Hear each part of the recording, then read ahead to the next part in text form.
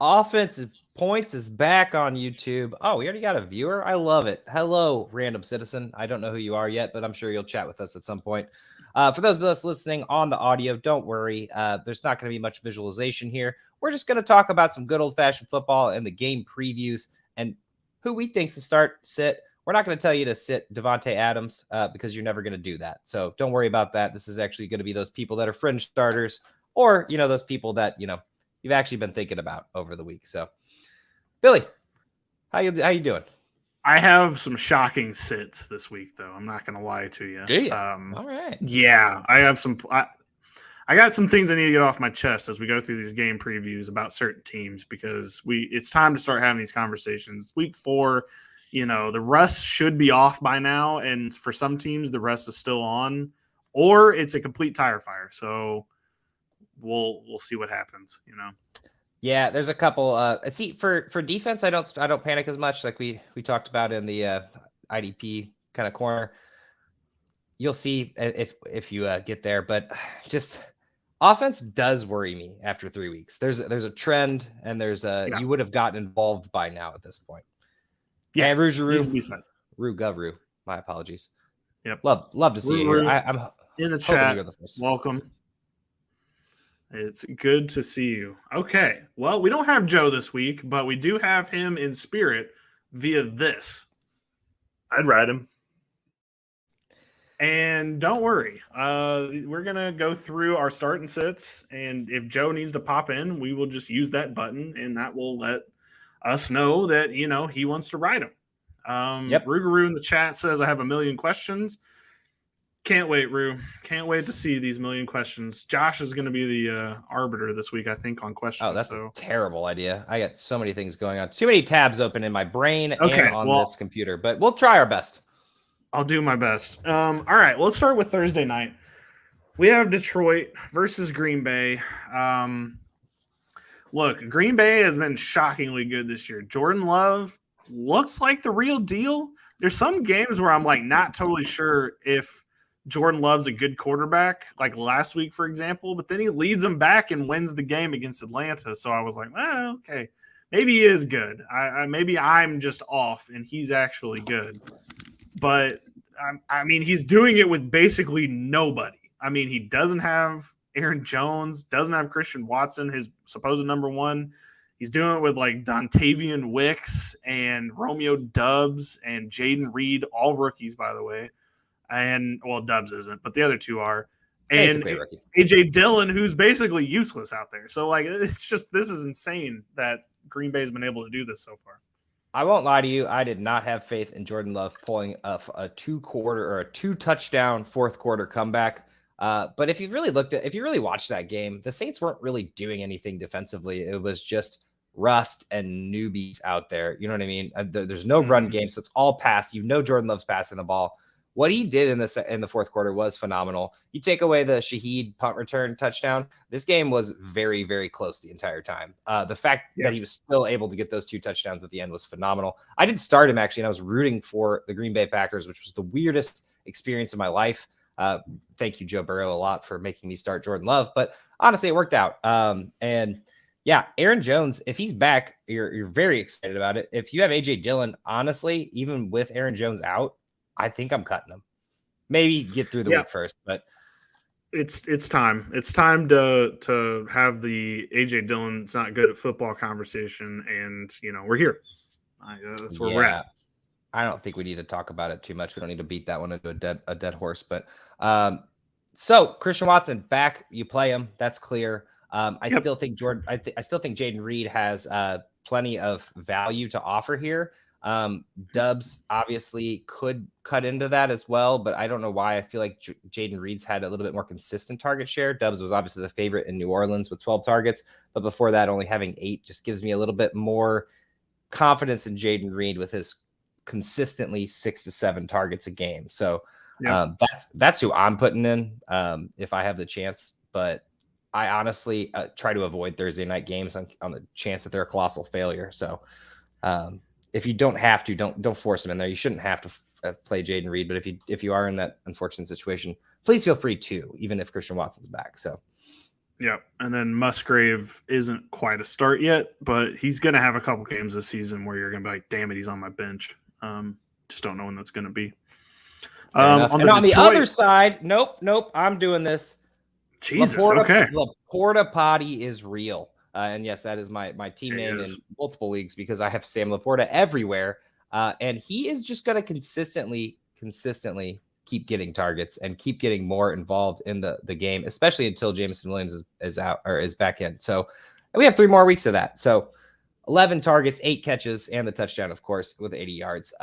Phenomenal to see Laporta, the last tight end drafted in pretty much every fantasy football league or a waiver wire darling week 1 if you didn't already pick him up.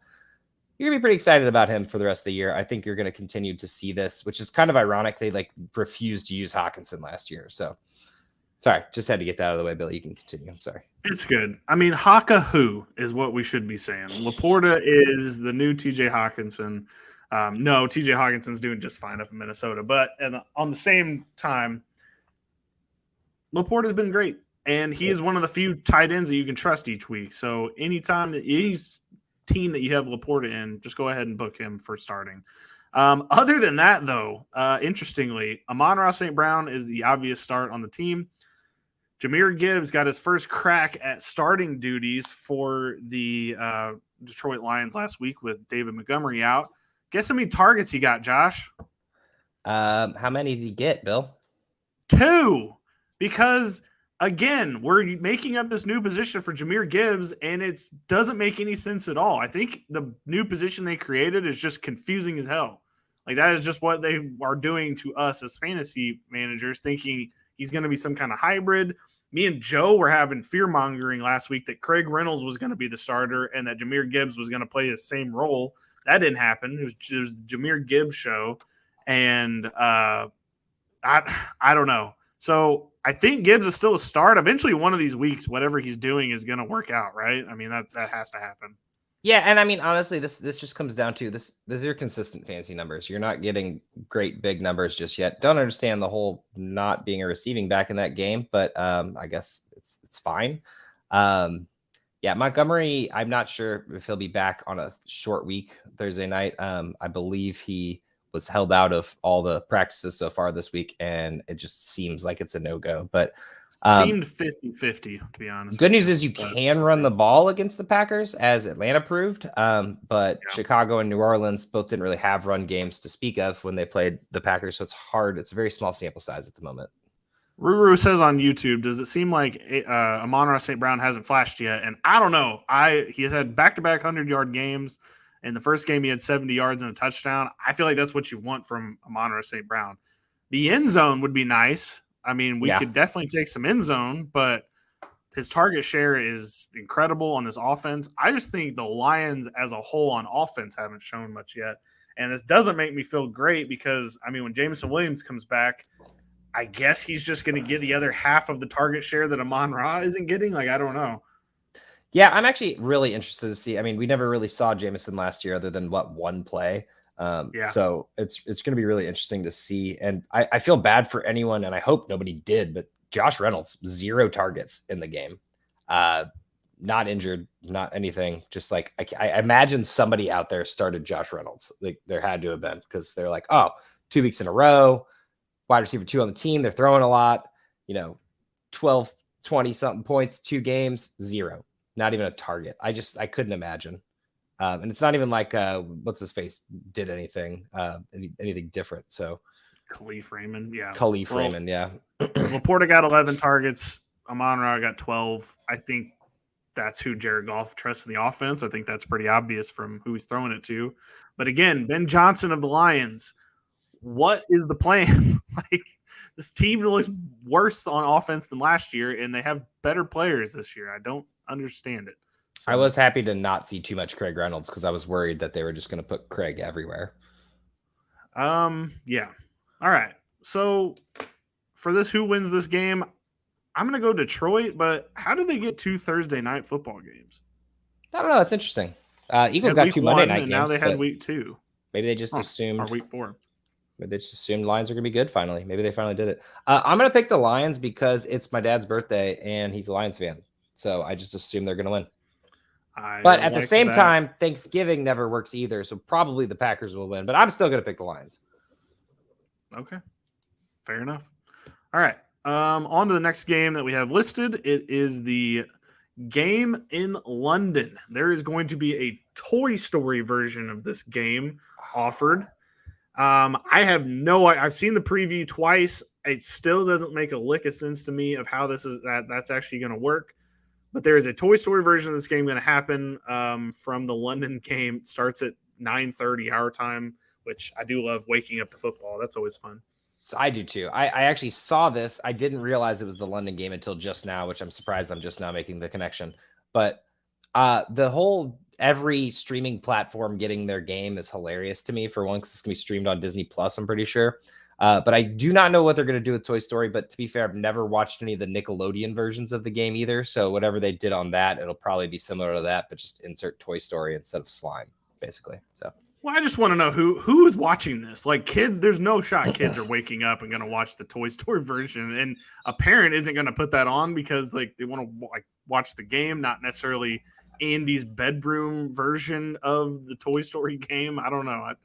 It's weird marketing to me, to be honest. I actually have Disney Plus, and I know the login on that, so it's going to probably be on my phone while I'm doing my errands Sunday morning, and I actually will watch the Disney version. So I will get back to you on this. I'm assuming other people will watch it. But it's just every streaming platform wants their little money from it. Amazon Prime obviously getting the Thursday night games. Disney getting the London games ? I don't know. We need a full report on that next week for sure. I'll give you the full report. Don't worry. To get into the actual games, these games are always hella weird. There's always something weird that happens. There's always usually one player in the game that doesn't play well at all, and it doesn't make sense. And it's just because they were in an airplane for 6 hours and they're completely messed up with their routine. Now, who that's going to be in this game, I don't know. If I had a bank on it, I think it would be Bijan. I think Bijan's going to have an off game. You're going to start him for sure. There's going to be one player in this game. He's not going to play well for whatever reason. I think it's going to be Bijan for some weird reason. I don't know. The Jaguars did shut down the Colts and Kansas City for the most part, and really Houston. I mean, other than the touchdown, I mean, nobody's gotten over 100 yards on them yet. So, I mean, really, the Jaguars' defense is good. And I guess the way you beat the Jaguars is through the air, like CJ Stroud chose last week. But I don't think the Falcons can. So they got to do Bijan, or they got to do the screen passes to running backs. So, yeah, honestly, I'd be a little bit worried to start Bijan, but obviously you don't really have a choice. Maybe this is just not a week where you're even thinking about starting Algier. You don't have bye weeks yet. You shouldn't be doing that anyway, hopefully. But yeah, Drake London and Kyle Pitts sort of involved last week. So one of them could pop. I still have this feeling that London's going off in London. Like there's no way they haven't made this connection. Like, oh, you're playing in London, we're going to throw you the ball a bunch. London in London definitely makes sense. It feels like a thing. If I had Drake London anywhere, which I don't, I'd still be waiting. It's true. Let's check in with Joe. Would you start Bijan Robinson this week? I'd ride him. Okay. Well, that's all you needed to hear there. So start Bijan Robinson this week. He will be a good addition. So on to Jacksonville. This team is so fucking weird on offense, man. I don't know how to make heads or tails of what's going on in Jacksonville. I'll take care of this for you. Okay, it doesn't make any sense. No game has played out the same way through first 3 weeks so far. Like it's been weird every week. It's been completely weird. All right, I'm gonna run you through Jacksonville because I happen to have a shit ton of Jacksonville players on all my teams now that I'm realizing it. So Trevor Lawrence, I assume what you've done after week 1 or 2 is picked up one of those quarterbacks, Brock Purdy, Jordan Love, Stroud, one of these guys that has been popping lately. You're going to want to not start Trevor Lawrence. Nothing against Atlanta's defense. It's not like you haven't been able to pass on them. They haven't really played a good quarterback yet, really, anyway. But they have actually been pretty stout against quarterbacks. Jesse Bates had that 2 interception game too recently. But Trevor Lawrence has just not been it. So start your other quarterback. Also, London game, weird. Don't want to do it. You're starting Calvin Ridley and Kirk. So yes, it's been a flip-flop from week 1 from Ridley to Kirk. But I think it's both of them. I don't think there's a rhyme or reason. I think both of them are not must starts, but like wide receiver 2s. Like you pretty much are going to be starting them unless you have way better options. Like I do not flex Jaden Reed over Calvin Ridley or Christian Kirk if you're worried about it. And then Etienne is 100% the guy that I thought he was at the very least. Tank Bigsby obviously does have a role, but the numbers alone that Etienne are getting, obviously the bust week in KC, like they couldn't run the ball. I mean, Chris Jones just got back. There was no chance. You're going to be starting Etienne week in, week out. He's a must start. And then Bigsby is one of those like spot starts, dynasty league, It's like a vulture. shit. He's a vulture. He's actually going to get more of a workload. It's just not going to be. Yeah, it's not going to be a consistent workload anyway, but he will get those touchdowns and he will get like 8-9 points for you. And especially if you're in one of those weeks where you had all injuries and see Jamal Williams and all the stuff last week, I could understand why you want to start him. So yeah, there you go. That's the Jacksonville Jaguars. This team's just going to be so weird the whole season. I was just happy that Evan Ingram finally got involved, but I think this team's just going to be very strange. But they need to figure it the hell out because we thought they were going to be AFC contenders for like the AFC title, but I don't see how that's even going to possibly happen with the team the way they're playing right now anyway. Yeah, I'm glad you mentioned it. Actually, I did skip right over Evan Ingram. Evan Ingram's actually been one of the most consistent tight ends in the league so far this year, and I think you're happy with it. I know you were expecting what he did last year when he had his like 20, 30-point games and stuff, but Ridley's on the team now. There's so many mouths to feed on this team. I think it's just one of those things where it's like everyone's going to get fed. It's just going to be a little bit lighter on the end. Like Etienne's going to have 2 touchdown games. Bigsby's going to come in, steal a touchdown. Kirk's going to have a bigger game. Ridley's going to have a bigger game. But somehow Lawrence is still the odd man out. He's just, do not start him yet. Yeah, it's so weird. I don't know what to make of it, but he's not been playing well, and it's very odd. And if he goes off on your bench on Sunday morning and you listen to me, I still stand by it. I don't even care. Same. Be mad at me all you want. I would feel better starting someone else, to be honest. All right. I think Jacksonville wins this game because it's a home game for Jacksonville. It's a home game, play there all the time. So it's like a LA Rams home game. Like they have more fans, but it's still not that loud. Yeah, exactly. They're just a bunch of drunk British people in the stands, and that's fine. Have a good time over there, Brits.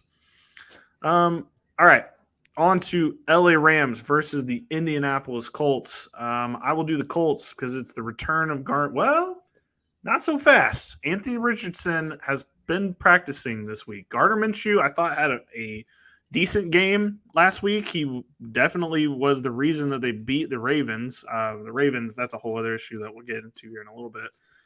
But as far as Gardner Minshew played, not bad at all. Oh, Lord. Joe's in the comment section. That can't be good. As far as the Raven, or as far as the Colts go, Anthony Richardson's a start. Wait, do you think that you'd start Richardson? Let's go to Joe. I'd ride him.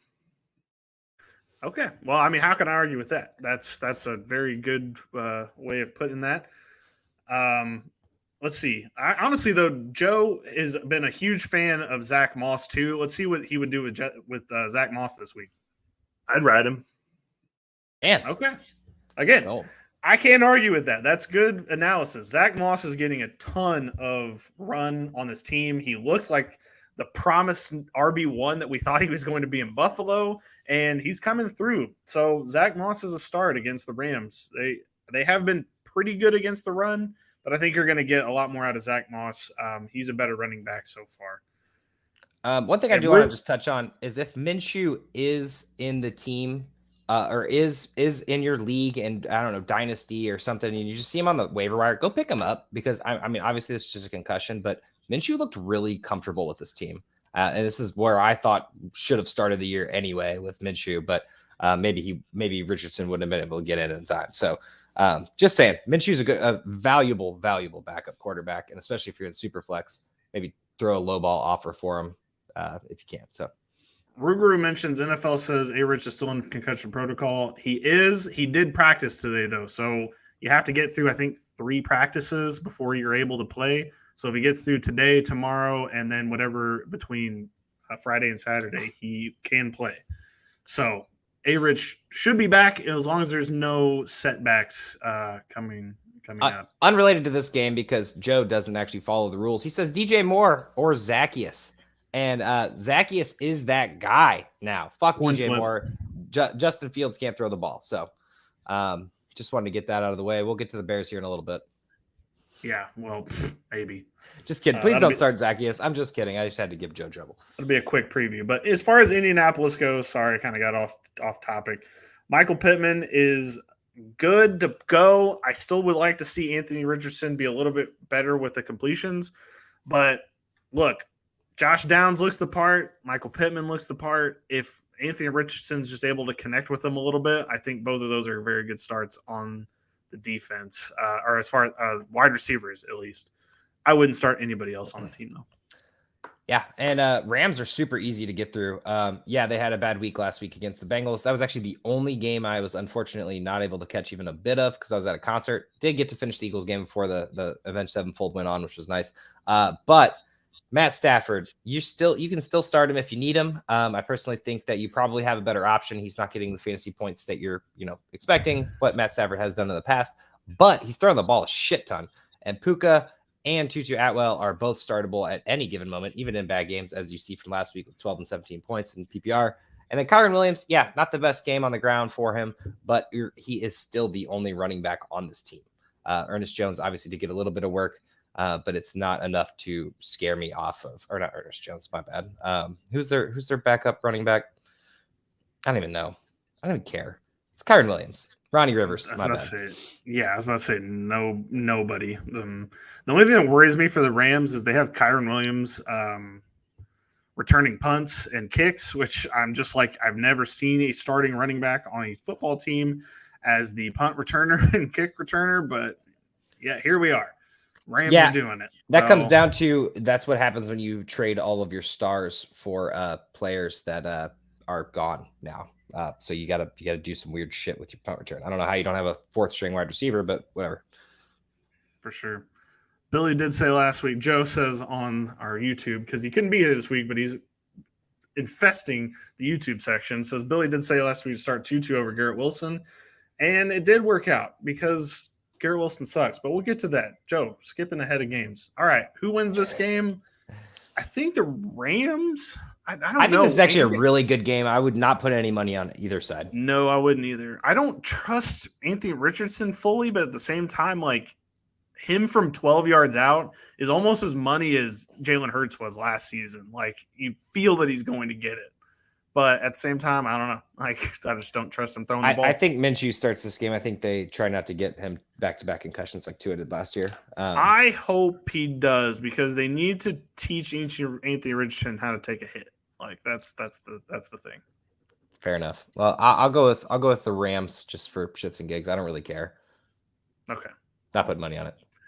We're just randomly picking games here, Josh. All right. Next one's Baltimore versus Cleveland. This is the first time I'm going to say this all season. I don't know if I would start any Baltimore play. I don't think I would because, look, Cleveland's defense is stiflingly good this season. They've only allowed 21 total first downs. 21 first downs they've allowed in 3 games of NFL football. That's like a 7 a game. The second closest to them is at 40. But my problem with this is they played injured Joe Burrow, Kenny Pickett, and then Tannehill. So I'm not saying that this defense isn't stifling. They are phenomenal. Like I'm not starting Gus Edwards. Definitely not. Shut down Derrick Henry. Like I understand that. I'm not starting a running back, but I think you have to start Lamar Jackson. I don't think you're excited about it. I don't think you're expecting a 30-point performance, but I think Lamar Jackson on his own with his 100-yard rushing last week, proves that he can break down different defenses as well. Wide receiver wise, Zay Flowers. Flowers and Mark Andrews you can start still, obviously. But honestly, what this game's going to be, this is going to be Justin Tucker's breakout game. He's had really bad start this year. I know we don't ever talk about kickers on this, but his 5 points that he's had throughout the year so far has been pretty mediocre for kicker. Justin Tucker with like 2 50-yard bombs, a 60-yarder, and like 2 more field goals to boot with it, like literally with the pun. But yeah. No, I'm not excited about starting anyone. Zay Flowers can if you need to. You should probably have better options. But he is Lamar Jackson's favorite. Hey, if you're in a PPR league, Zay Flowers is the guy. Like that guy catches 8-9 balls a game, and you're at least going to get those points in a PPR league. Very true. And on the other side, Cleveland, we got Sean Watson who has to throw the football, and guess what? He's not actually terrible when he does it. He did draw a questionable tag this week. Limited shoulder. Yeah, that's going to happen whenever you have to throw the football. Obviously, he played Tennessee, who's super easy against the pass for some reason. But this is the thing about Deshaun Watson. I didn't expect him to be great, but now he has to throw the ball. Yes, he has Jerome Ford. Yes, he has Kareem Hunt, but it's not Nick Chubb.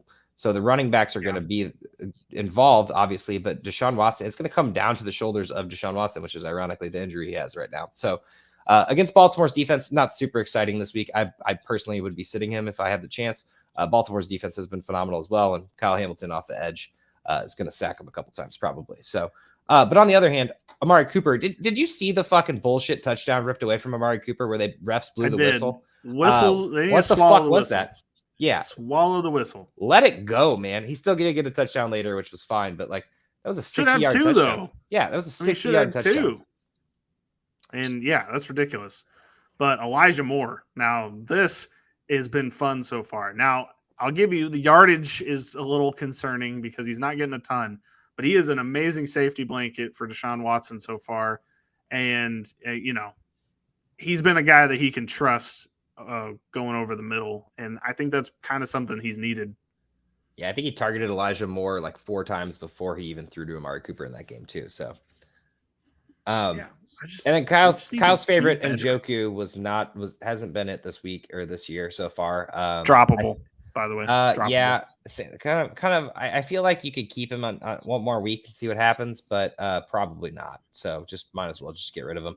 And then Kareem Hunt was actually a lot more involved than I expected. Yeah, for week 1 for sure. Yeah, for week 1 coming back. I mean, obviously he knows the playbook at least relatively well, but seven touches was pretty phenomenal for him. Excited to see it. But Jerome Ford, managers, that's still the lead back. He's still going to get the majority of the carries. It may not have looked like it in the last game, but that's Tennessee's defense for you, man. That rush defense is the best, might be the best in the league. So. Yeah. So, I mean, yeah, Jerome Ford's still good to go. I know you spent all your free agent dollars on him. Don't fret. I mean, luckily he got 2 touchdowns, so he made up for it anyway, but there's no reason to freak out. Yeah. So pretty much start your guys you have to. Elijah Moore's not quite there yet, in my opinion, but you never know when he can bust one loose. But basically it's Amari Cooper, Jerome Ford here if you have to start people. Kareem Hunt in a pinch, and Elijah Moore in a pinch. Deshaun Watson if you have to. For sure. Cleveland's a better team. They win. I'm gonna go with Baltimore. Actually, Justin Tucker wins the game with 6 field goals. That wouldn't shock me if this game ends 9-6. I'll be like, yeah, that tracks. I'm glad they hid this one. 6 field goals. That's more points than that. That's 18. 18. Okay. 18-17. 2 touchdowns maybe for Cleveland. Maybe 1 touchdown and a 2-point conversion and a few extra field goals. It's gonna be a field goal game, man, for sure. Okay. Well, I hope Baltimore wins, but I don't know about that. Joe bringing questionable content into the comment section. And we're banned. All right. On to the next game. We got Minnesota versus Carolina. This should just be a riveting performance for these people. Let me go ahead and clear up Minnesota for you guys because I want Carolina. I want a challenge. Miles Sanders is startable every week. And whoa. He got a questionable tag today. He just popped up on the injury report, so that's something to watch. I mean, obviously, but I'm just telling you, you're starting him every week, no matter what. He's getting enough work in the passing game and the running game, even against bad matchups, which this isn't one, by the way. This is a phenomenal matchup for them. Minnesota's defense might be the worst in the league. Maybe not quite, but it's pretty bad. So Miles Sanders, if playing, of course, but that does bring you to Chuba. You can play Chuba Hubbard if you need to, if Sanders is gone. So should be available in a lot of leagues at this point. I think everybody gave up on him after his, mediocre performances so far. And Mr. Adam Thielen, revenge game against the Vikings with 14 targets last week with 140 yards. I didn't think he could do better than week 2. He had 50 yards and a touchdown. I was like, yep, that's it. That's what we're getting. There was a significant quarterback change that helped a lot with Bryce Young being out. Super fair.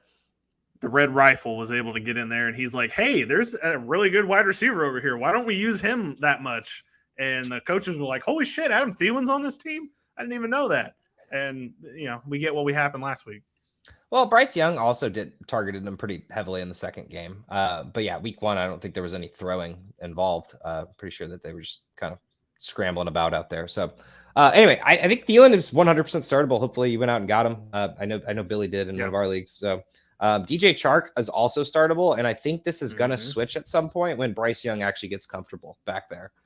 Mingo, even though still trying to be a thing. Out. I think he's still out. I think he's questionable at the moment, but yeah, I'm just saying like Mingo still want him to be involved heavily, but DJ Chark with a touchdown, some deep balls. DJ Chark, if Bryce Young can get comfortable with that, DJ Chark can be a great player. I don't know why they can only use him on deep throws, but just wanted to get that through.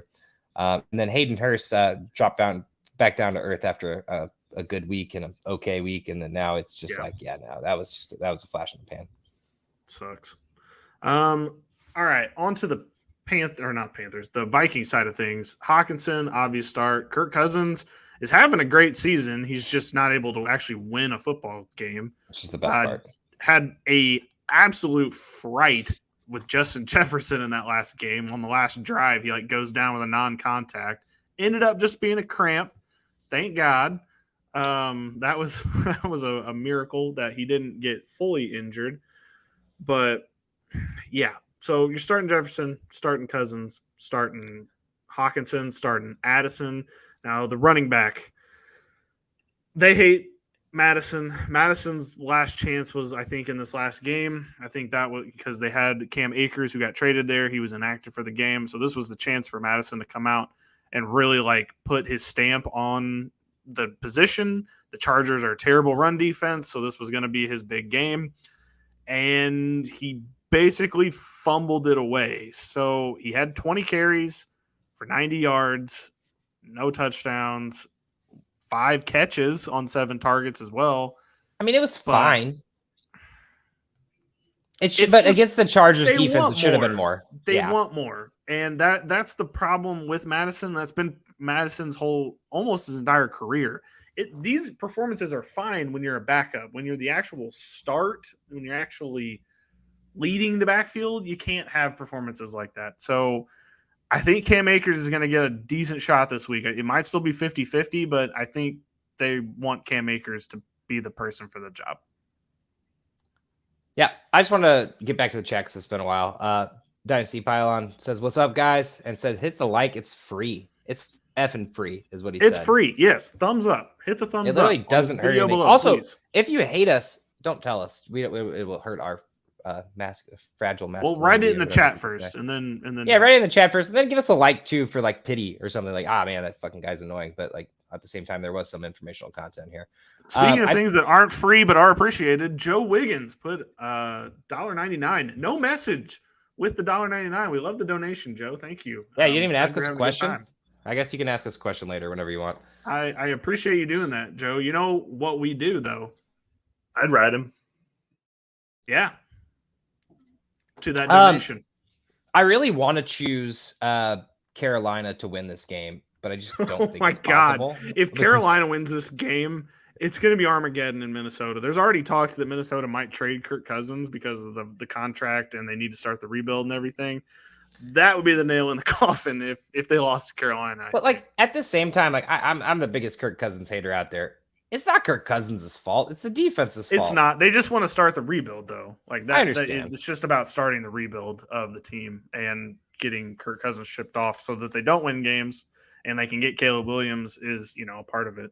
Because, if Caleb Williams comes into the league and he gets to immediately start with Justin Jefferson, how could he turn that down? He's got to be there. Yeah, at the moment, it looks like it might be a possibility. So for sure, I'm going to pick Minnesota. I think they stopped the slide, but yeah, definitely. Dynasty Pylon in the chat says doing IDP ? We are not necessarily during the game previews. We have a separate podcast for that, but we will answer questions if you put them in the chat. And he says Jermaine Pratt or Kaiser White at flex. Kaiser White 100% until further notice. I'll have to agree. The Arizona defense has been phenomenal, which we were hoping it would be that, but we weren't sure when Gannon got there. But Gannon's got those boys working, and Kaiser White has been very good this season. He would be my pick. 100%, as Billy says. On to the next game. Another barn burner here. We got Cincinnati taking on Tennessee. And as we kind of did talk about in the IDP podcast, which will be out on Friday, by the way, so feel free to check that on out. It'll be on YouTube and on the pods as well. Joe Burrow, not excited about Joe Burrow at the moment. I think anyone who has him at the moment is probably sitting him if they have the choice. Hopefully they went out and got a Stroud or a Love or one of those quarterbacks who wasn't really rostered. But it's tempting to play him against Tennessee because you have to throw to beat Tennessee. Yeah. Obviously, Jamar Chase, you're firing up every week. T. Higgins will get his as soon as Joe Burrow gets back on track. I just want to let you know, obviously, he had a big week 2, but the T. Higgins managing has got to be frustrating at the moment. And then Tyler Boyd is pretty much, exactly what he's always been. You're not really starting him, but if you need to, kind of situation, or as kind of a handcuff to Chase or Higgins. And Joe Mixon, I mean, I would think about sitting him. Nobody's doing anything against Tennessee. There's no running back that has had over 50 yards against Tennessee at this point. I would say because most teams, you probably don't have a better option on your bench. So you're probably going to have to play him, but you're just going to have to go in kind of knowing Mixon's probably due for a dud this week, unfortunately. He'll probably sneak into the end zone and get a 9 or a 10 like he's been doing. But on the off chance that he goes out there and gets 0, if you have a better option, and maybe Roschon Johnson's on your team and you could put him in there, and we will talk about him in a little bit. So for sure. All right, just to catch up on the chat, Joe puts Burks is scoring this week. We'll get to that in 1 second because I think you might be right. Ruguru says Joey B is killing my Higgins stock. No joke. Dynasty Pylon says, love the Joe. Thanks, guys. First time catching you guys live, long time listener. Well, Dynasty Pylon, thank you for stopping in, or if you're here to just hang out, we appreciate that too. Bring on the questions. Ruger says, at Dynasty Pylon, what up? These guys have been my favorite 3 years now. Well, thank you, Rue. We appreciate all the love. All right. On to the Tennessee Titans. It was a bad week last week. It was kind of the classic Tannehill game. You were waiting for it. Kind of waiting for it. Week 1 was bad. Week 2, he looked better against the Chargers. And then week 3, it was the classic Tannehill game. Look, they didn't really have an opportunity to run last week that much. Derrick Henry was completely stifled last week. Tyjae Spears was actually on the field more than Derrick Henry last week. And that might be more of like, hey, they're down and they're going to have to catch up, and Derrick Henry's not the guy. Tyjae is. But at the same time, I don't think either of the guys are particularly like super startable right now. Now, against Cincinnati, I think you're going to have a better opportunity with Derrick Henry. But at the same time, I think the beginning of Derrick Henry's demise is upon us, Josh. It's unfortunate, but I think we're there.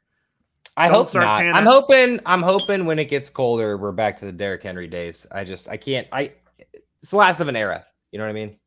I hope so too. And I think it'll be matchup dependent, but Cincinnati's got a pretty darn good pass rush.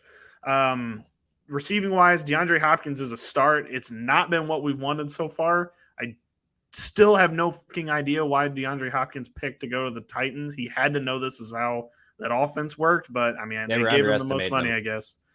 And then Joe says Treylon Burks is going to score this week. I'm going to go ahead and say we'll see, because I kind of like the cornerbacks for Cincinnati this week. And I don't know. I just don't think it's going to be a good offensive performance again. I think it's going to be better than against the Browns, but not going to be great. Also coming in with a knee issue, which isn't a great start to this game either. So, and then Ruguru in the chat says, is Chig droppable? And yes. Dude, 3 weeks ago he was droppable. I think I dropped him week Dynasty, 2. Not so much. No, but in redraft, don't.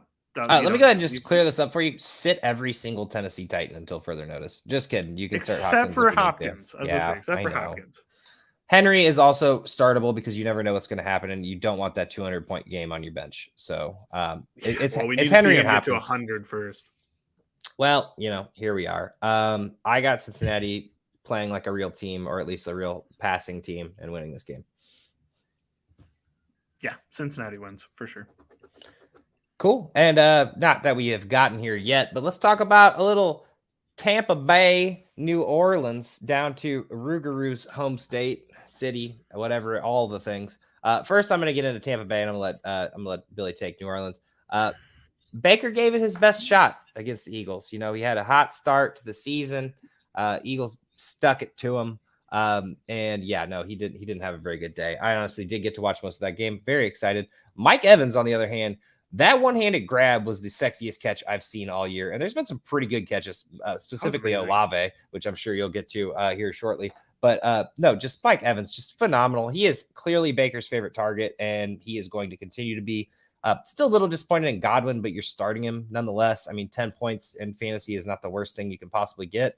Did catch that 2-point conversion as well. And then Rachaad White had no chance this week. So please start him again. It's not the end of him yet. He's still got this workload. It's still there. New Orleans run defense can be a little stifling as well, but it's not like it's impossible to get yardage against this. And Rachaad White should be involved enough to get some points. And then Cade Otton. I was just going to finish up. Cade Otton is not really startable at the moment, but I do want to talk about this and maybe trade for him in Dynasty. Maybe people saw that second game, got excited. Maybe people aren't excited at all. Maybe you can get something for Cade Otton. I think he's going to be a part of this future. So. For sure. I was just going to say about Rachaad White, like this is why you pay running backs. Rachaad White's good. He needs another running back there to maybe like push him and make him better. And I think that's Leonard Fournette, which isn't there anymore. But he's not that guy. And like literally when they lined up, when the Eagles got that safety last week, when they lined up, you knew they were going to run it. And you just knew Rachaad White wasn't going to be able to bust through the line. He wasn't going to be able to dodge a tackle. You knew the safety was coming. As soon as they made that interception at the 1, I was like, this isn't going to go well. Like if Baker doesn't throw an interception, it's going to be a safety because they can't run past it's a disaster right now. And they just need a better running back. Yeah, I actually couldn't hear the audio because I was at the game or I was at the concert and it was very loud. But I was staring at the screen because I'm a fucking nerd and I love football. And it was the opener and they were kind of bad. So, but yeah, no, the safety was just like the interception I thought was going to be in the red zone or in the end zone. But when they brought it out to the 1, I was like, oh yeah, that's our run. No fucking way. No, I would like because they were like, "Oh man, he threw a pick," and I like everybody at the bar. I was like, no, that's not good. That's not a good thing that just happened. Yeah, not so good. I'll take this question and then get to New Orleans real quick. DP on YouTube says desperation tight end Hurst or Logan Thomas. Oof, that is pure desperation. I'd probably go Hurst, which sucks, but like. Logan Thomas is competing with like Bates and a couple other tight ends for the number 1 spot. So you're kind of just hoping he gets in the end zone. Whereas Hurts isn't fighting anybody for tight end targets in Carolina. And not to mention can be an easy dump down target for Bryce Young, who's probably back this week. So I'd probably go Hurts because he's probably going to play conservative. All right, New Orleans. Due for a Jameis Winston performance this week. That is going to be very interesting with Derek Carr being out a couple weeks. Who knows what kind of Jameis Winston we're going to get. He didn't look great in this last game. He's going to get a full week of work now, but hopefully he comes in and is actually pretty good. I still think you're definitely starting Olave. Michael Thomas has kind of come back to earth. And then we get our guy back, Alvin Kamara. I would definitely throw Alvin Kamara in there. I think he can, get some work done. That the Tampa Bay defense was letting Swift just destroy them. So this will be a good chance for Alvin Kamara to come right back in and have a good week. And then as far as the tight ends go, Jimmy Graham scored a touchdown. You hated seeing that if you were a Jawan Johnson fan. But I think you probably have a different option, but hope for the best. Yeah, Kamara definitely, obviously, going to be leaned on heavily here. I will say that Tampa Bay, other than Swift, has stifled running backs. Obviously, this is Madison and Chicago's running back combo, so it wasn't like there was a huge option there. But yeah, it's not great for Kamara, but they're going to have to lean on him because Jameis did look bad. I will say Jameis looked good on the first couple plays, and I think he was just scared to throw an interception, just because he used to be that guy, and he's like, I don't want to be that guy anymore. And he tried to hold on, play game manager, and it didn't work. He should have played a little bit more aggressively and end up getting the L. Sorry, Rue. Yeah. And as Rue says, 400 yards and 4 picks. So probably fair. Sounds about right. All right. Eric puts on YouTube, should I trade DJ Moore for Nico Collins, even though I have Tank Dell on my team? I'd consider it. Nico Collins looks great this year. He finally had a bad week last week. Bad, quote unquote, bad week last week. I would probably do it. I know Joe is going to say no because he's a bear at heart, but I would probably consider it. I'll do the Joe take here. DJ Moore's like the one shining bright spot on Chicago, though, is the only thing. That's why I would keep him. And is it bright? Shining is tough. Bright is also tough, but the one person who's getting enough to where you can actually start him week in and week out. And yes, he got saved by a touchdown last week, and yes, week 1 didn't look good, but at the same time, DJ Moore is gonna get fed. And if you already have Tank Dell had a way better game last week than Nico Collins. I'm not saying he's going to be better in the future. I'm just saying you're splitting targets at that point, in my opinion. Like, I would rather just keep Tank. You got the new weapon, shiny toy. Nico's obviously good. Or play both. I mean, I don't know. It's hard to trust a rookie quarterback like that for me. Hey, CJ Stroud, so far this season, this has been my phenomenal take. I'd ride him. Yeah, that's been CJ Stroud this entire beginning of the season so far. All right. Answer DP and then get back. PPR, bench 1, James Cook, Kyron Puka, or Jahmyr Gibbs? Gibbs. Yeah, I think I'm going Gibbs as well. Main reason I'm doing this is not because Monty of last might be week back. or Monty being back. It's not even that to me. It's that it's a Thursday night game. And whenever you have a bad Thursday night game, you have to stare it for 4 days. But the same thing is, if he does really good and you sit him, it's going to hurt as well. So, and it's James Cook against Miami. That might be, if you need a secondary option, that would be one. James Cook could be a sit. I forgot they were playing Miami. We haven't gotten there yet. So Joe says Kyron, but he's a starting running back, and there's nobody else getting any carries. So yeah, I think that's you're fair. fine against the Colts. All right, on to the next. Oh, who wins that game? I'm Rue's here. I'm gonna go New Orleans. Sorry, Rue, I'm going Tampa. All right, on to Miami versus Buffalo. Look, Miami had a hell of a week last week. We're not going to hide from that fact. They scored 10 touchdowns. It was insane. Doesn't mean they're all they're not all starts, the entire team.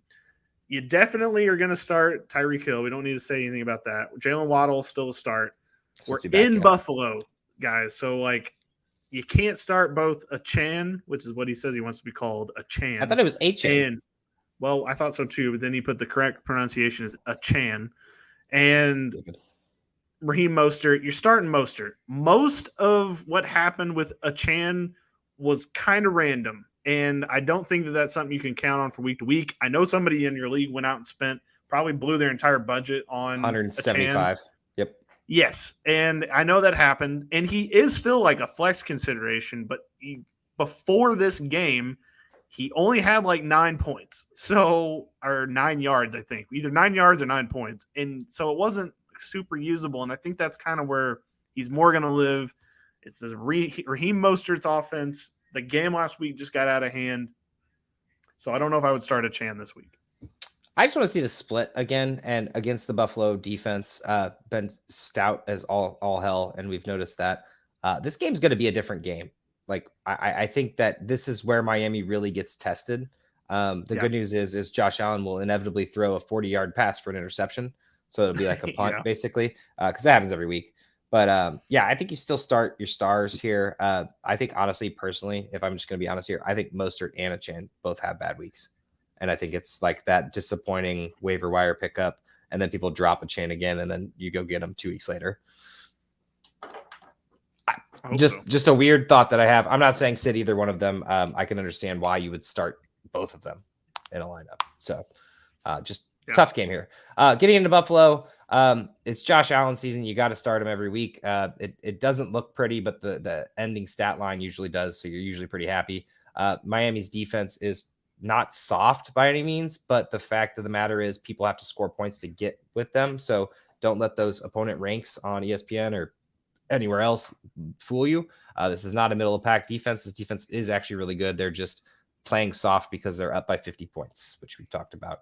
The number one person that I would start if I had the choice, James Cook, who's actually being fed, is just actually getting what a workload should look like. Still hasn't gotten 20 carries yet, but he has gotten 20 touches, which is more than Singletary ever got on this team, I'm pretty sure. So Gabe Davis still flash in the pan. Kind of one day he's getting a touchdown, one play, one touchdown, 6 targets, 1 touchdown. I'm never starting Gabe Davis and saying, hey, you have to start him each week. But if you had to do it, this would be the week to do it because they got to get touchdowns to keep up with Miami. And then Stephon Diggs, you already know you're starting. And Dawson Knox is still the leading tight end here. I don't care what you say, but I don't want to start either one of them. Dalton Kincaid is nothing more than a dynasty stash at the moment. So, yeah, no, this offense is kind of disgusting right now as far as like there's just so many people that are getting work, and that's just doesn't lead to good things when it comes to fantasy football. So that sucks. we got a question in the chat, a little off topic, a little bit behind us, but we will talk about it. Tutu Atwell or Christian Watson. We said start both of these guys so far in the podcast. Do you have a choice here? Who you'd rather choose? I would probably lean Tutu. I do think, well, the way they're using him in the run game is kind of interesting too. And then when they got down to the one and needed to throw a pass, who did he want to throw to? It was Tutu Atwell. So I would probably go that way because I don't know what Christian Watson is going to look like back game one on Thursday Night Football. It's too much too soon. He probably is going to go off and make me look stupid, but I don't trust him yet. 100%. I just didn't want to be the one person who said that because that's also how I feel. It's just like, let's see it first, Christian Watson. Also, if you listen to any offseason takes from me, not a big fan of Christian Watson. So the bias. On to the next game, the most exciting football game of the week, Denver versus Chicago, the trash bowl to see who might get the first round draft pick this year. Because it might be the one win for either one of these teams. Well, you say that, but Denver doesn't have theirs, so. Oh, rip. Sorry, Russell Wilson. That didn't work. Yeah, it's going to Seattle. All right, well, Seattle might have the first round pick in the draft, and that could just only make this team better.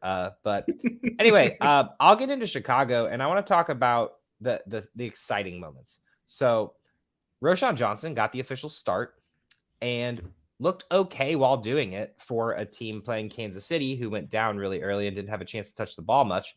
But 4.8 yards per carry in a game like that, and not to mention like 6 yards per carry on the season, or I guess probably like 5.5 yards per carry on the season, and being involved in the pass game. Yes, this team is bad, but this is the week you actually would start Roschon Johnson because Denver's also really bad against the run. I don't know if you noticed, but they gave up like 400 rushing yards and like 17 touchdowns on the ground. Yeah, that's a bit of a stat line that isn't real. It was 350 on the ground, so you weren't far off.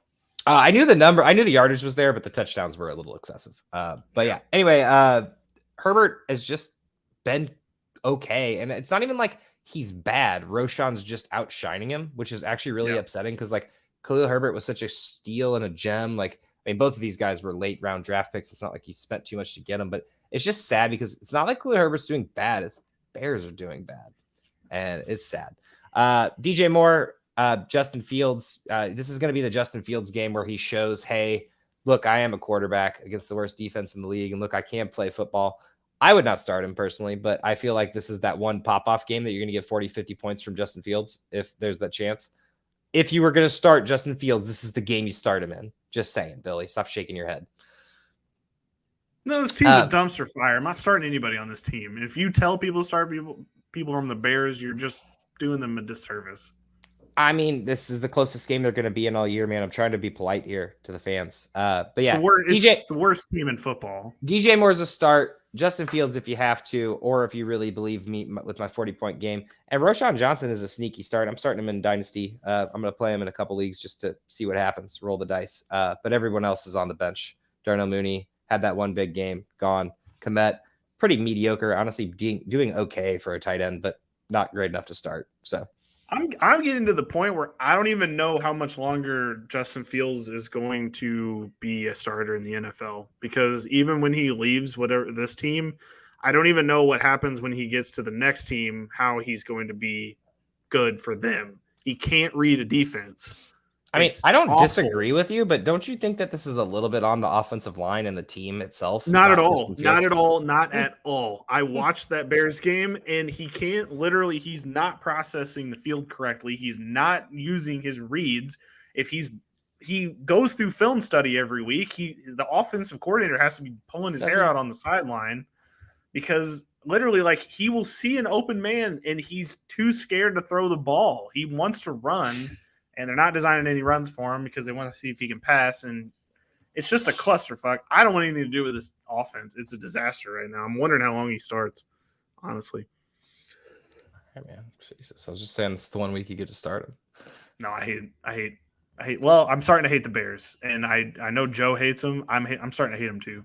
I actually like the Bears, so I like to root for them. But yeah, it was sad. On to Denver.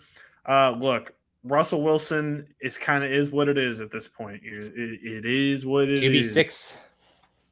Yeah, I know, and it's just, it doesn't feel like it, but that's where we're at right now. So there wasn't a lot of highlights in that 20-point or 20-point performance in this last game when they're losing by 70. I do like what I've seen from Javonte Williams. It looks like he is for sure the number one. But when they're down, they bring in Samaje Perine for some weird reason, and he gets all this run, and it doesn't make a lot of sense. The starts from this game are going to be Cortland Sutton, Javonte Williams, Russell Wilson, Jerry Jeudy is finally back. I kind of like Marvin Mims in a flex capacity. He's not a guy you're going to trust every week, but in a game like this where I think he can cook the Bears, he's going to get one 50-yard touchdown. Like, that's just going to happen at least one time. Seems right. Yeah, and honestly, the lack of targets makes no sense. I did actually see a report came out that they said they're going to get more targets to him. And I'm like, just do it. He's like your lone bright spot other than Sutton catching everything that you're throwing at him, which is also what we thought was going to happen like 2 years ago with Sutton. I mean, for sure. Mims looks phenomenal. No offense to Jerry Jeudy. It's not like he looks bad. Russell Wilson looks terrible, but you're getting these bombs. I'm not saying take a shot every time, but like get him more involved. See if you can get him out of the backfield. See if you can do other different things with Marvin Mims. It looks phenomenal from him. What we're seeing is amazing so far, and on the lone bright spot on this team. But Javonte should cook against the Bears run defense. I sure hope so. This will be a good chance for him to get back in the fold. All right. I don't care who wins. They're both bad. Denver wins, but I think Chicago. I'll take the Bears then. That's fine. I want to split. Would love Chicago winning. All right, we'll catch up on a few of these comments. Fortune Football says flex Gibbs or Addison this week. I'm going Addison. You're going. I could go Gibbs personally, especially if Jamal's out. 50-50, fine. Fortune says if you're not a big fan of Christian Watson, then you must be a Joey Porter hater, which actually, no, Josh loves Joey Porter. Do love me some Joey Porter. Rougarou says Tank Dell or DJ Moore. It's Tank Dell by a million bajillion fulfilling miles. 100%. And even Fortune Football said it's Dell for show. Yeah, Dell for show. And then Rougarou says I have Mims also, just waiting for some consistency. Yeah, me too. And he's the ceiling is non-existent, which I think Russell Wilson actually said this week, which is funny that I just said that. But yeah, Denver wins. Yep. But I picked the Bears. But yes, they probably win. Okay. All right, now into my guys. That's Washington versus Philadelphia. If you guys remember Our guys. My apologies. Yes, sorry, I forgot. Billy is now a converted Philadelphia Eagles fan, even though they beat Baker Mayfield, which is a little weird. So let's stop talking about the hate of, well, the Eagles don't look the same. They're 3-0, and they just stifled the Buccaneers, who probably thought that they were going to do something for a second.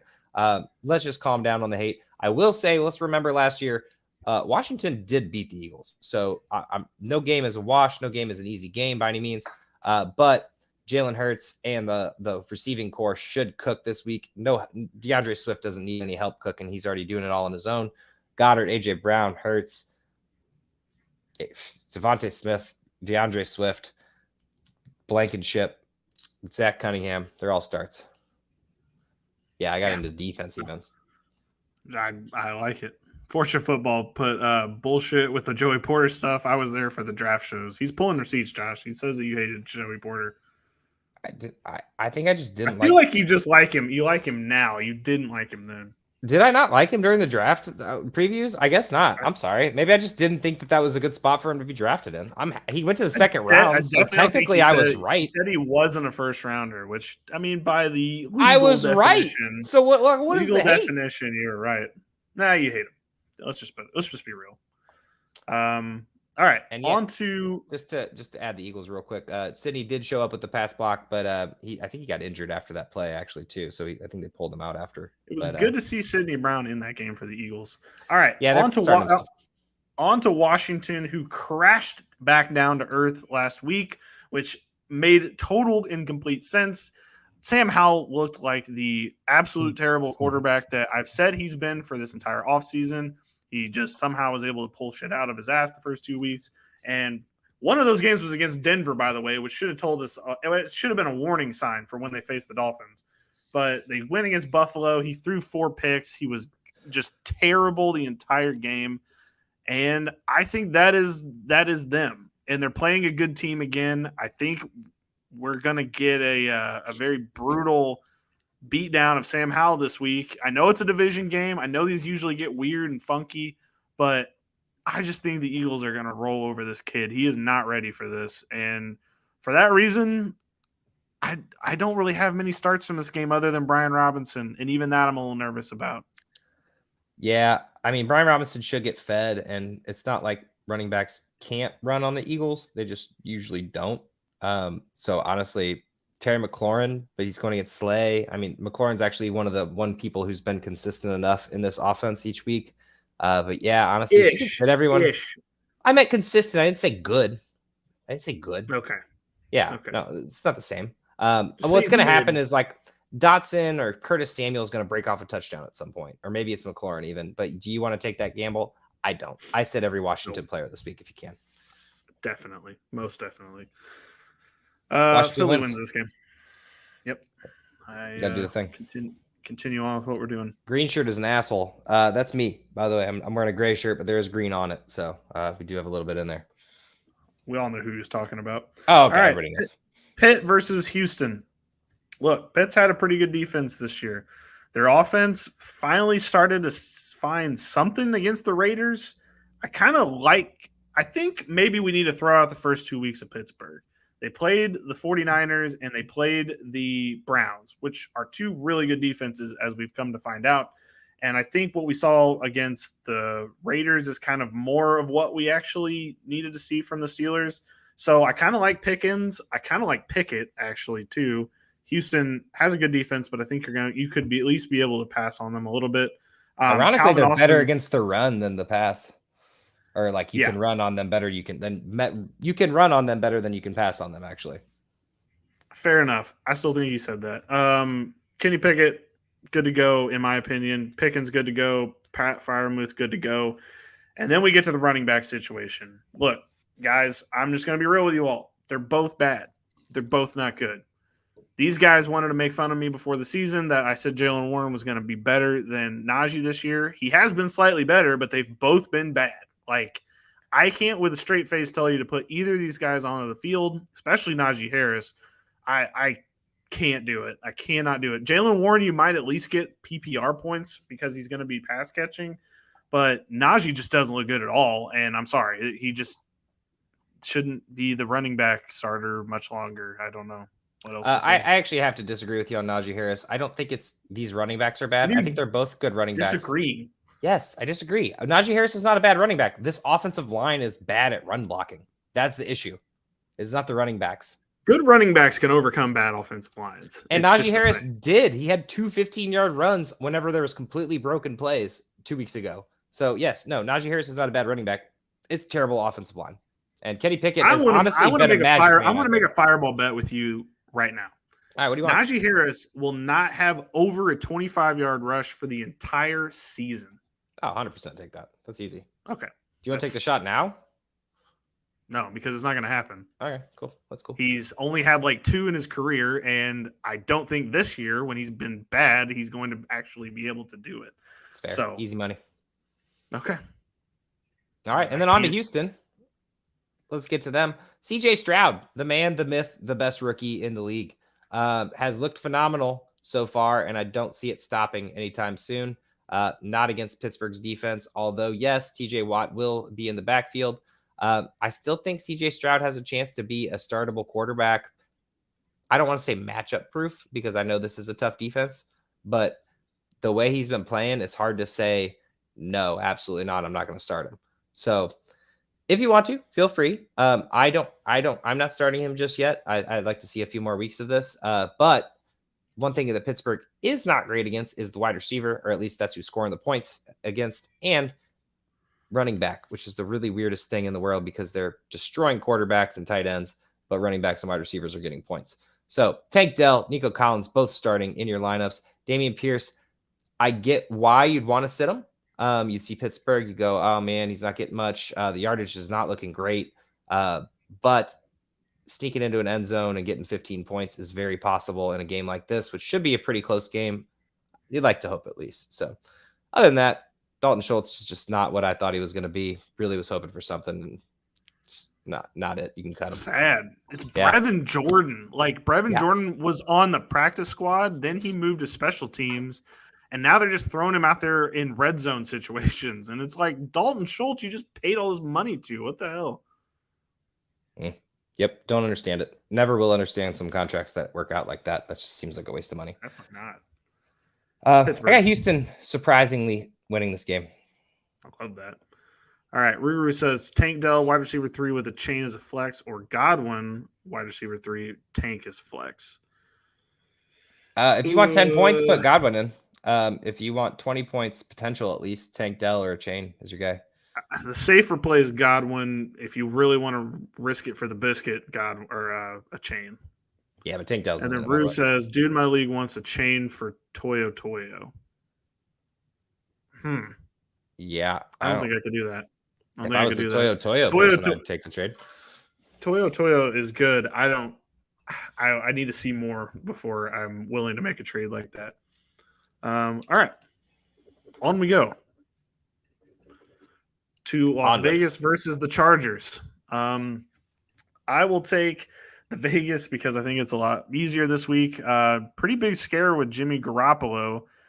I'm not going to lie. I probably should have looked and made sure if he's actually going to be out there this week. I can't remember whether it said he's coming back. I don't think there's been an actual word yet, but they're saying he probably won't be. Okay. Well, if he's not out there, I also would like to know who they're actually going to put out there, because if it's Aiden O'Connell, I'm kind of interested in this team a little bit. Devontae is amazing. He is just one of the best receivers I've ever seen. I mean, what he was doing last week against the Steelers was just incredible. And he seems to be matchup proof, seems to be quarterback proof too. So, I mean, he's going to be a guy. Jacoby Myers, I've liked everything I've seen from him. The concern from Josh Jacobs further, is just further going up the, I don't even know how to finish that saying, but flagpole. I'm getting more and more concerned with Josh Jacobs. He's not exactly great this season, and I don't know what to make of that. I think it just comes down to conditioning. They said he worked out at his high school or whatever, blah, blah, blah. But in reality, like when you miss the off-season program, you don't gel. You don't have that like rapport with the team like you do, even though, I mean, this is a mostly new team too. It's not like it was like he's coming back to the same team as Derek Carr, Devontae Adams. This is a new quarterback. It's a new team. I mean, you can't just like walk back in, and be like, yeah, I'm ready to go. I'm still the same guy. I think it just takes time. I think he's fine. He's still a great running back. You can't sit him anyway, so it doesn't really matter. You can't. I'm just saying I'm concerned, and he might be a trade away target if somebody needs a running back. I would trade for him personally, but I'm weird like that. Right. So I don't have him, so I can't do that. Anyway, back to the Chargers. Eckler may be back this week, already practicing Wednesday. They said working individual drills, doing normal capacity from my understanding. Obviously keep an eye on that, but if Eckler's back, you play him. Shocker. I figure you probably already know that. Obviously lost Mike Will, real tough loss for the Chargers, but obviously as you saw on waivers, which is already dead and gone at this point, you got Quentin Johnston, you got Joshua Palmer. Quentin Johnston, they were trying to bring on slow. They're forced to put him in. Obviously, Josh Palmer has a role already. I see one of these roles increasing way bigger than the other. Personally, I think it's Quentin Johnston. Josh Palmer did come in right after the Mike Williams injury and get some points out of it and was already kind of on the field. But QJ has been playing 6 or 7 snaps a game and still getting targets and plays just to kind of get him comfortable. Herbert is forced to throw the ball to him. So QJ is the guy. I just want to let everybody know you're not starting him yet, but it's Keenan Allen, Eckler, Herbert. Gerald Everett's not what we thought he was going to be. I hope you guys realize that this is just it's going to be a random thing, but he will probably target share might have opened up. I was just about to say his role will probably boost these next couple weeks though, just because of comfortability.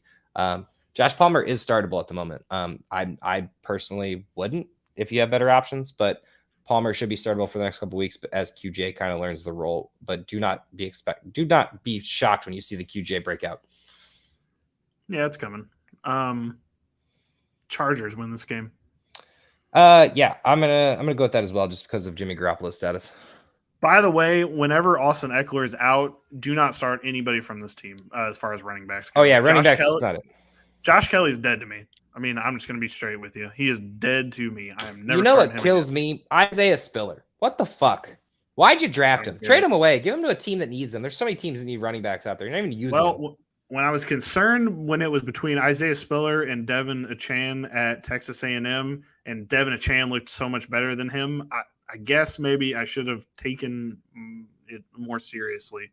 That, but he hasn't had a chance to be bad. He's got like 3 carries in a game. He looked great in college, so I don't know. There must be something else going on. All right, on to Arizona versus San Francisco. I'll take the easy one because San Francisco is pretty simple. You're starting Brock Purdy.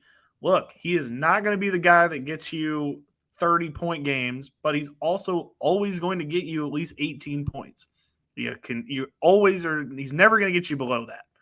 So he is a startable running or quarterback in the league right now when everybody else has been kind of up and down. Christian McCaffrey, don't need to talk about him.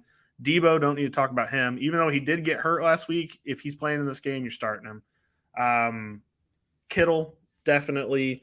Ayuk, I don't know if Ayuk is back, but Ayuk, if he's in there, you're going to want to play him. And then I'm not a Jawan Jennings guy, so I'm not going to say to start him, but everybody else is fine. Ayuk, everybody's questionable. All the wide receivers are questionable. Ayuk, Jennings, and Debo. Well, Debo looked like he died on the field, literally, and I was surprised when he actually came back and caught a touchdown last Thursday. Fair enough, honestly. All right, and on to Arizona, man. You know what you're doing. You're starting Nick Bosa. Just kidding. You're starting Kaiser White. I fucked it up already. Jalen Thompson. You're starting Zaven Collins. You're starting – who's our favorite defensive lineman guy? I already forgot his name. Gardeck. Yeah. No, the Arizona defense is a real thing. This team is going to be great in the future. Just wanted to let you know, not for I'm talking about for fantasy football. I just wanted to say this is exactly what I talk about whenever I talk about just because they're on a bad football team doesn't mean they can't get fantasy points. So James Conner has obviously been just phenomenal all year round. Kind of knew this would happen because there's no other running back. He is questionable at the moment, but if he's playing, he starts on your team too. Marquise Brown and Rondale Moore have done okay. Had good games last week, and Brown both weeks in a row. Rondale Moore 1 week in a row. Josh Dobbs, I'm never going to say that this guy's good by any means, but he's being able to get it to the stars and putting up a game and beating the Cowboys, which I love every minute of. And then, yeah, that's pretty much it for the team. Ertz had a pretty bad game last week, but I think he should bounce back. And then Trey McBride really has just not been the guy by any means that we thought he might be this year. I thought there might have been a breakout for Trey McBride. So really the winner of this team is Matt Prater. He's always going to be getting field goals because this team might not be able to score at any given moment. So if you need a kicker, James Conner's good this season. I don't know what you're talking about. I literally said start him. I know. What are you talking about? You made it sound like Prater was the only guy because they couldn't score touchdowns. I was just saying the team's bad sometimes. They're gonna fuck up. I was just trying to give an extra option to start because it felt light, you know. I said Connor was good. You start him if he's healthy. That was pretty easy. Fair enough. And then Marquise Brown and Rondale Moore are on your own. Choose what you want to do there. I'm not telling you to start either one of them. San Francisco wins, but I wouldn't be surprised if Arizona made it close. Divisional game. Arizona's been putting up a fight on every game. I mean, I agree with San Francisco, but San Francisco's 14-point favorites right now, by the way, which just feels way too many points. Yeah, that's too much. Honestly, with the way Arizona's playing right now, you never know what's going to happen. Not predicting a win by any means, but for sure. Joe said on Twitter, on YouTube, Billy, I told you Kelly wasn't it. You were right. Ruguru says, damn it, Joe. Joe says pick up Tuli Tupo. Damn it, Joe. Tupeludo. Yep. Just say it fast. All right. But yeah, no, seriously, Tupeludo is phenomenal. We probably should have touched on him in the IDP chat. Lil Bro on YouTube says, would you do London and Warren for Akers and Christian Watson? Whew. 100. No, I would take the Akers Watson side personally. I think I would take the Akers Watson side too. And wow, I can't believe that's where we're at right now. It's a weird trade, though, I will It's say. a very strange trade. All right, on to Honestly, the it's Sunday pretty night. even, though. On to the Sunday night football game, which would be a hell of a lot more interesting if Aaron Rodgers was playing. Wait, So we didn't talk about New England, Dallas. Oh, damn it! I didn't write that one down. All right, It's New okay. England versus Dallas. I'll take Dallas. I'll do the New England side. Look, Ramondre hasn't been what you wanted him to be this year, but then again, 0 Patriots have been good this season. You might say Derrick Henry's had it, or not Derrick Henry, Hunter Henry has had a good season so far, but as a whole, this team has been wildly disappointing, and they need to get an actual receiver out there. Max throwing 3,000 times a game, which is not helpful. They looked like completely terrible against the Jets. I don't know how they fix this offense, but there's not really anybody I can tell you to start other than the running backs. And even then, you're not happy about it because neither of them are getting in the end zone. And Dallas is a pretty decent defense as well. Exactly. So I don't really know how the Patriots were to win this, other than they've got a good defense too. But the running backs is battle. all I would start on this team. Mac Jones is bad, by the way. Just saying. I already knew that. Dallas also coming off a very embarrassing loss is going to try to go out there and throw some firepower around. CeeDee Lamb obviously is a start every week. Tony Pollard, of course, as well. Dak, if you need to, most likely he's your starting quarterback, so you're probably going to have to start him. A little bit embarrassing last week. Not like he played terrible. He just didn't play good. And then Brandon Cooks had an off week. Maybe expect a little bit more from him this week. Jake Ferguson's actually the surprise for Dallas, at least in my eyes, getting consistent targets each week and important ones as well. So had a little bit extra there. And then Rico Dowdle, don't know why, but he is apparently relevant. Did steal a touchdown from Pollard. I'm sure every Pollard manager noticed that as well. So you're not starting him yet, but if you want to get risky, sure. But yeah, this Cowboys team is just looking a little rough right now. That they were not expecting that. I think they got a little bit too high on themselves after the couple wins they had going in. So loved being able to razz some Cowboys fans at work though because of it. So appreciate you, Arizona. For sure. I got Cowboys winning. I've seen Dak dropped in leagues, by the way. That's the point we're at right now. That's a little bit wild, but yeah, it is what it is. Yeah, Cowboys win. Yeah, probably, but Patriots will put up a fight. This might be a defensive battle. All right, now on to the Sunday night game. I'll take the Jets. Don't start anybody. Oh yeah, that was super easy. But yeah, like as to your point, as you were saying before, I so rudely interrupted you and told you about the other 3:00 game we had. Yeah, they thought this game was going to be fucking amazing. They thought this was going to be the money maker. Aaron Rodgers, the State Farm game on Sunday night. Now it's just embarrassing and probably they scripted out Taylor Swift to be there from New York. Like, they had everything. This was scripted out to be the perfect like pop culture moment of Aaron Rodgers versus Patrick Mahomes, Taylor Swift in the stands. Like State Farm makes $100. Nothing. $1 million, I should say. All right. Well, anyway, I really feel like the Chiefs are super easy too. You start pretty much everyone that isn't a wide receiver. Put that out there. Yeah, Jerick McKinnon is now worth a start in a close game, but this won't be a close game, so not this week. Although he did have a lot of work as kind of like the last minute guy, like, hey, you run the ball, Pacheco should probably stay healthy. Pacheco all day. Travis Kelce, Patrick Mahomes, you don't even need to talk about. Tony's still questionable, might be injured. We don't ever really know. Rashee Rice did get a little bit of extra work though last week and is kind of getting a sort of close to consistent role, but 5 catches for 59 yards against the Bears is not enough for me to start them the next week, especially one of these guys is going to be covered by Sauce. So yeah, no for me. It's literally Patrick Mahomes and Kelce and Pacheco, and then Jerick McKinnon if you're desperate. And if you want to roll the dice on them wide receivers, go play yourself some craps, man. Yep, can't do it. The Chiefs win this game, but I'm going to tell you, if this was Roman times, the Jets players would have killed Zach Wilson already. This is literally the Julius Caesar thing, where like Caesar's closest friends were the ones that took him down. This would be what happened to Zach Wilson if this was the Roman times back in the gladiator days. It's got to be some free agent quarterbacks that are better than this. They hate him. They hate him. I know they brought in Trevor Siemian, who's going to be inactive this week. They hate him, and they're going to get embarrassed on Sunday Night Football. I don't know. This is a team gonna with get such rough. promise is turning into just an embarrassment, and it's super sad. Like honestly, I really do feel bad for Jets fans all around. But I think the Jets should trade Zach Wilson to the Bears for Justin Fields. okay, let's calm down. Joe's not here to defend himself, man. He's in the comment section, and he doesn't need to defend himself. They need a tanking quarterback, and that's what Zach Wilson is. Nice. All right. Well, anyway, KC wins. We can move past that real quick. And then get into another game that I think people actually thought was probably going to be a good game. Seattle had a huge year last year. The Giants won a lot of games. I don't think this is that great game either that people were expecting when the script writers wrote this schedule out. So pretty mediocre Sunday and Monday night games, but I don't know. Pick a team that you want to take over, and I'll take the other. Okay, well, I'll take the Giants, who I don't think are expected to have Barkley back yet. It would be nice for them if they had Barkley back because this is a bad football team. The only person I would start on the Giants, and it's weird to say, Paris Campbell. I've actually liked quite a bit. Oh, and Darren Waller and Paris Campbell. I've actually kind of liked what I've seen from them this season as far as their target share and their,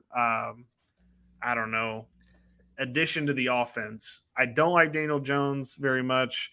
The running backs are a whole ass mess, and the rest of these wide receivers are just a dime a dozen. But Paris Campbell actually seems to have an actual role in the offense. He's not got a lot of yards yet, but he's gotten catches. And Darren Waller has been a serviceable tight end. Last week was against the 49ers. He's not going to be serviceable in those games. Yeah, I will say Waller's gotten the targets, but it's not accurate. Like I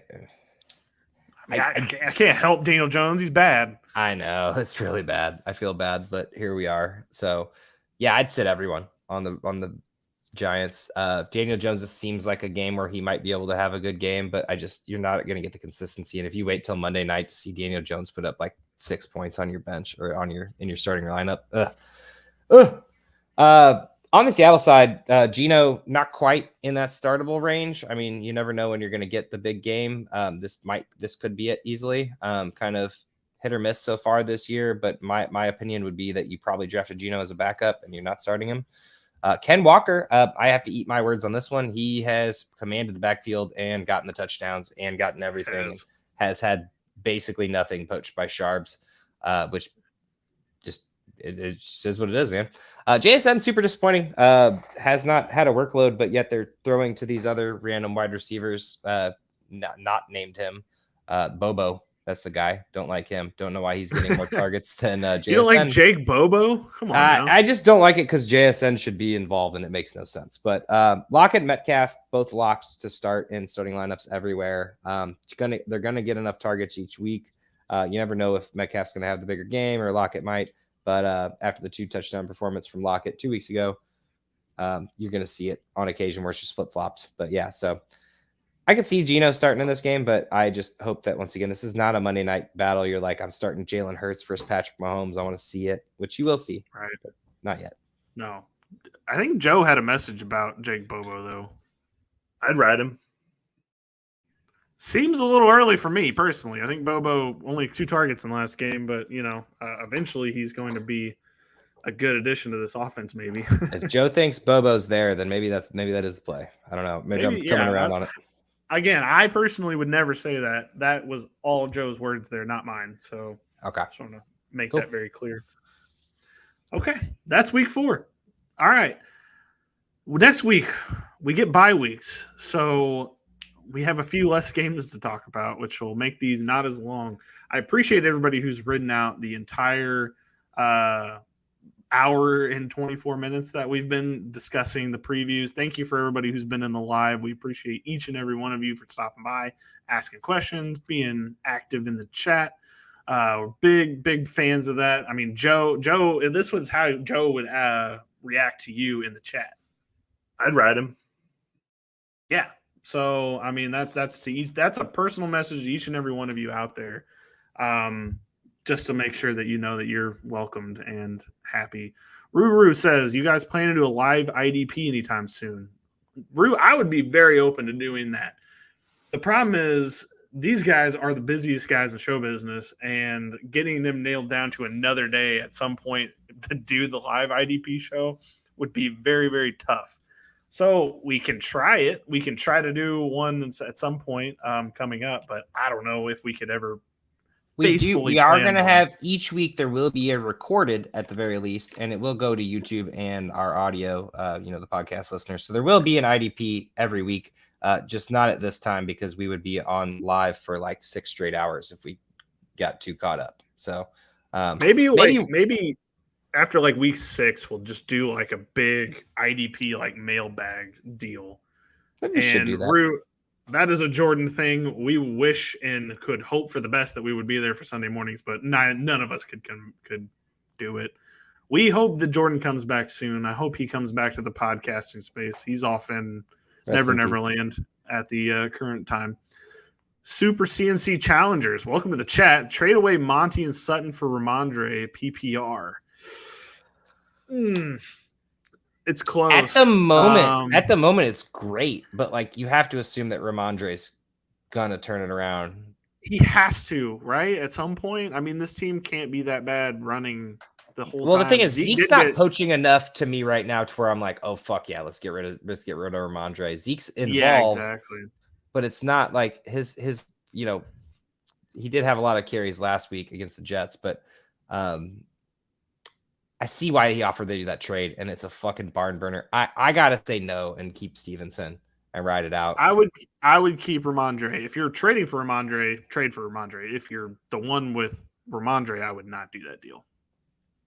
Yeah, I mean that's a great trade though. Like this smart because Sutton's beasting out right now. I don't see that continuing. That's my problem. Exactly. Judy will eventually take over. Monty's still gonna have a role. He's paid for 3 years. Like he's gonna have to have a role, and he's going to when he's healthy, and that's why they're taking their time getting him back. But Sutton, I could see falling off a cliff, and I would hate to do that to you. He says, "Yeah, I'd be getting Ramondre in the trade. I would do the fucking trade, man. Get Ramondre. He's going to be an RB1 for at some point in the season. It's finally going to happen. I don't know. The Patriots' offense is so weird right now, but yeah, I would do that trade. Okay, that's all we got this week. Thank you all for stopping by. Josh, you have anything to lead us out of here with? No, not really. We should just actually get a good night button for Joe whenever he's not here. That'd be a great. No. We don't need it again. We've had it. But I just wanted to close out here and say good luck to everyone. Just a nice, calm, good luck week 4. Should be a nice competition. Hopefully nobody gets beat up by Mostert, Devontae Adams, and Keenan Allen again because that was rough. For sure. Fly, Eagles, fly, baby. 100%.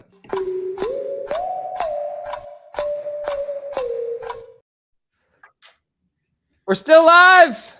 Oh,